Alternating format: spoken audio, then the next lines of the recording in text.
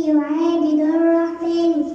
أبدأ نظم التحفة اليسيرة بحمد ربي في مهم السيرة، مصليا على رسول الله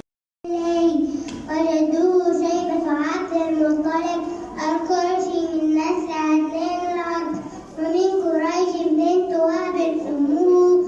آمنة في مكة مولده. في 12 قدوم فيه الاثنين قري، أبوه عبد الله مات بعد شهرين من حمل النبي حده، ولم تلد هي ولا أبوه سواه عز قدمه النبي، مسترضعا حليمة حولين وعاد معها بعد في عامين، والأم ماتت وهو في الثالثة، والجد مات وهو في الثامنة، ثم أبو طالب عمه كفت، ثم لبصر الشام معه قد رحل، وبعدها